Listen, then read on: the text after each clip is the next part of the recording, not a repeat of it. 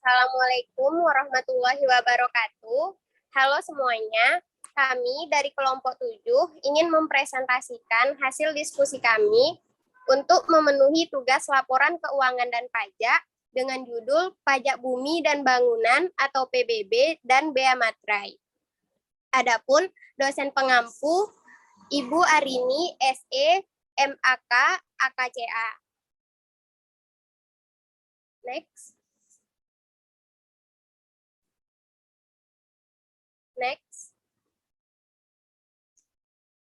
Adapun anggota dari kelompok 7, yang pertama saya sendiri, Rona Izati, dan yang kedua ada Sufi Atika Saidah.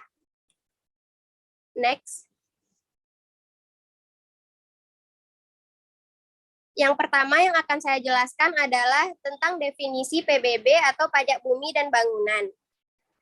Pajak Bumi dan Bangunan atau PBB adalah pajak yang dipungut atas tanah dan bangunan karena adanya keuntungan atau kedudukan sosial ekonomi yang lebih baik bagi orang atau badan yang mempunyai suatu hak atasnya atau memperoleh manfaat daripadanya. PBB ini dikenakan pada 5 sektor, yaitu perdesaan, perkotaan, perkebunan, kehutanan, dan pertambangan. PBB juga dapat didefinisikan sebagai pajak negara yang dikenakan terhadap bumi dan bangunan berdasarkan Undang-Undang Nomor 12 Tahun 1985 tentang PBB, sebagaimana yang telah diubah dengan Undang-Undang Nomor 12 Tahun 1994. Next.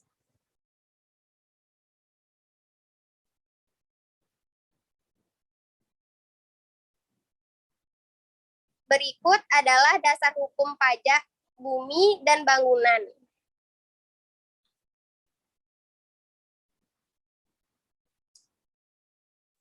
Selanjutnya, dasar pengenaan PBB.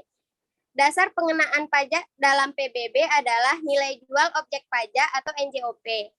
NJOP ditentukan berdasarkan harga pasar per wilayah dan ditetapkan setiap tahun oleh Menteri Keuangan. Penentuan tarif pajak dan NJOP secara periodik atau pembebasan pajak untuk bumi dan bangunan dengan memperhatikan kondisi dan alokasi daerah diharapkan dapat dipakai sebagai alternatif yang baik, khususnya dalam mendorong terciptanya kepastian besarnya PBB dan keadilan. Selanjutnya, subjek pajak. Yang menjadi subjek pajak dalam pajak bumi dan bangunan adalah orang atau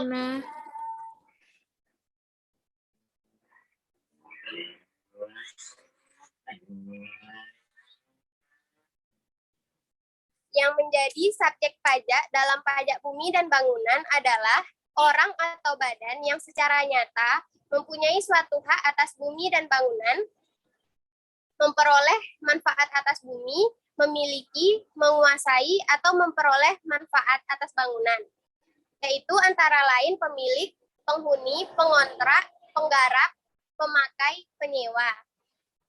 Wajib pajak memiliki kewajiban membayar pajak PBB yang terutang setiap tahunnya.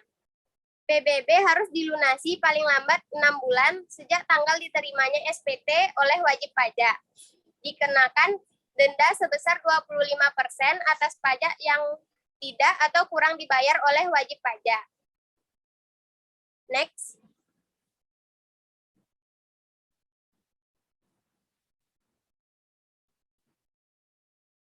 Objek pajak.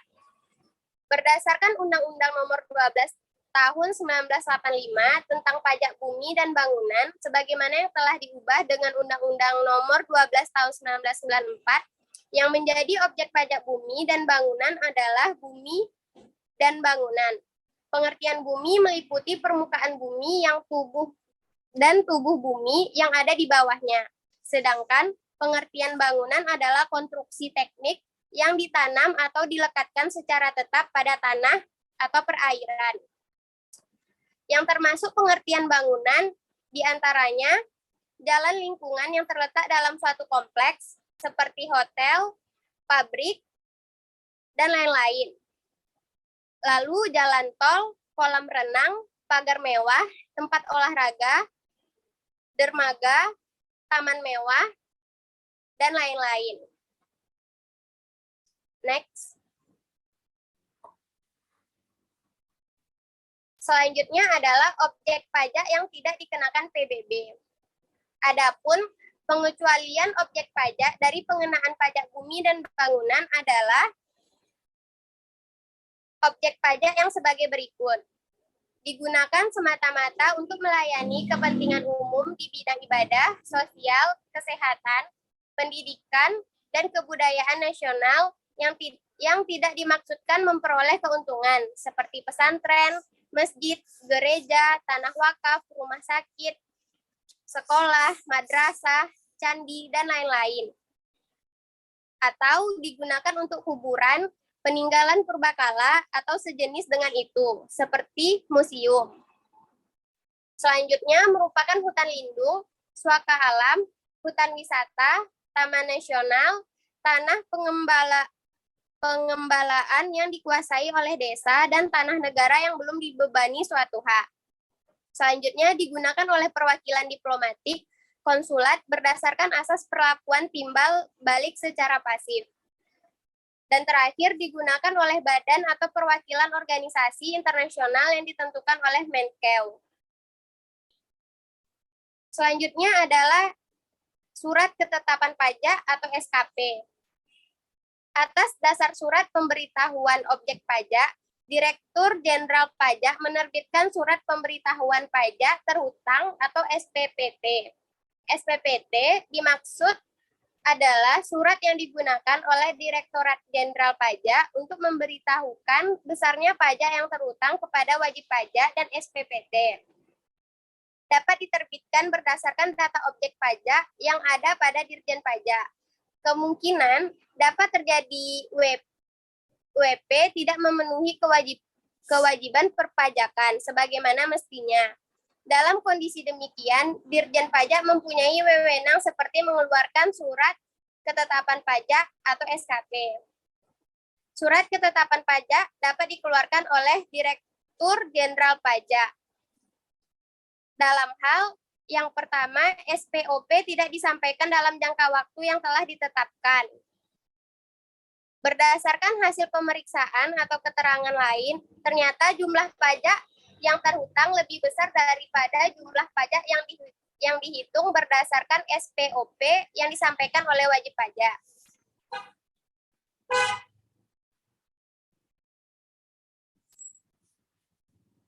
Next akan dilanjutkan oleh Sufi Atika Saidah. Baiklah, saya akan melanjutkan dari Rona Izati, yaitu dasar pengenaan pajak. Dasar pengenaan pajak adalah nilai jual objek pajak atau NJOP, yaitu harga rata-rata yang diperoleh dari transaksi jual beli yang terjadi secara wajar, dan bila mana tidak terdapat transaksi jual beli, maka penentuan NJOP diperoleh melalui perbandingan harga dengan objek lain yang sejenis yang letaknya berdekatan dan telah diketahui harga jualnya, atau melalui nilai perolehan baru atau dengan penentuan nilai jual objek ganti. Next. Nilai jual objek pajak tidak dikenakan pajak atau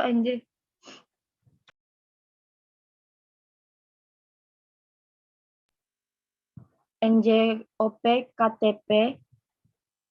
NJOP TKP adalah batas NJOP atas bumi dan atau bangunan yang tidak kena pajak. Besarnya NJOP TKP adalah 8 juta dengan ketentuan sebagai berikut. Setiap wajib pajak memperoleh pengurangan NJOP TKP sebanyak 1 kali dalam 1 tahun pajak. Dan apabila WP mempunyai beberapa objek pajak, maka yang mendapatkan pengurangan NJOP TKP hanya 1 objek pajak yang nilainya terbesar dan tidak bisa digabungkan dengan objek pajak lainnya. Next.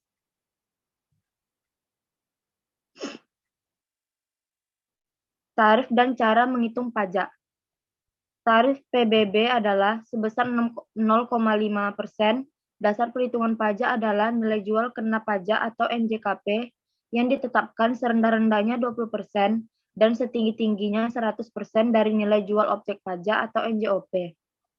Objek pajak perkebunan sebesar 40%, 40% per 100 dari nilai jual objek pajak kehutanan sebesar 40, objek pajak pertambangan sebesar 20%, dan objek pajak lainnya sebesar 40%. Saat ini ketentuan mengenai NJKP yang diberlakukan adalah sebesar 20% dan 40%. NJKP sebesar 40% diberlakukan khusus bagi objek PBB yang dipergunakan untuk perumahan dengan NJOP sebesar 1 miliar atau lebih. Ketentuan NJKP sebesar 40% tersebut tidak berlaku bagi objek pajak yang dimiliki oleh PNS, ABRI, pensiunan yang semata-mata yang penghasilannya berasal dari gaji atau pensiun. Next.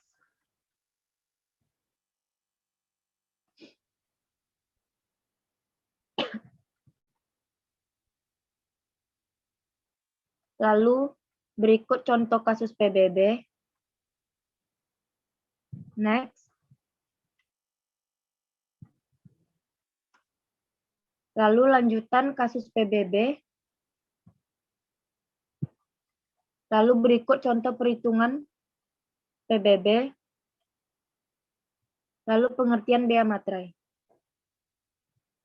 Bea materai adalah pajak tidak langsung yang dipungut secara insidentil atau sekali pungut atas dokumen yang disebut oleh Undang-Undang Bea Materai yang digunakan masyarakat dalam lalu lintas hukum sehingga dokumen tersebut dapat digunakan sebagai alat bukti di muka pengadilan.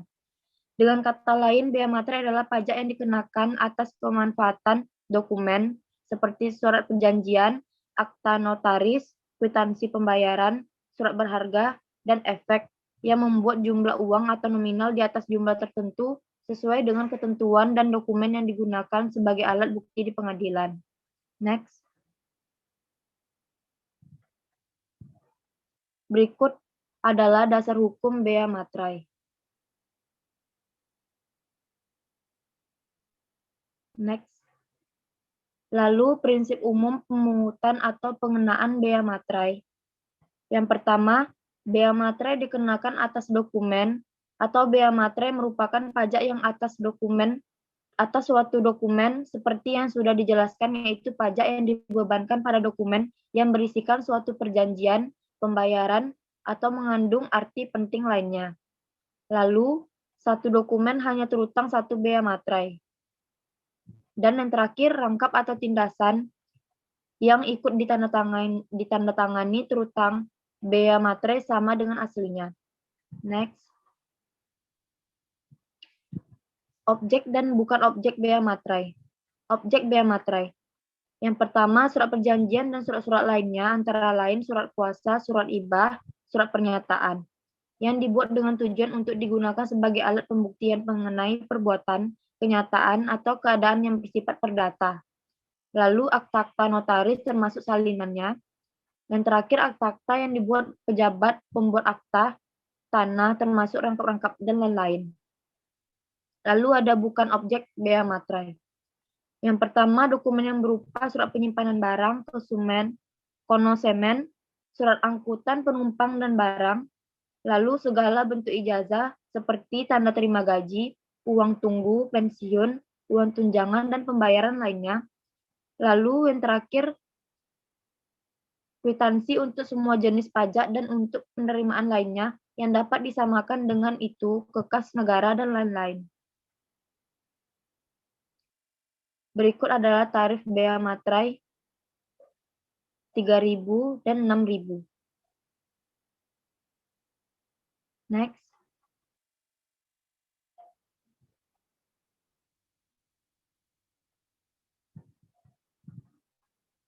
Next.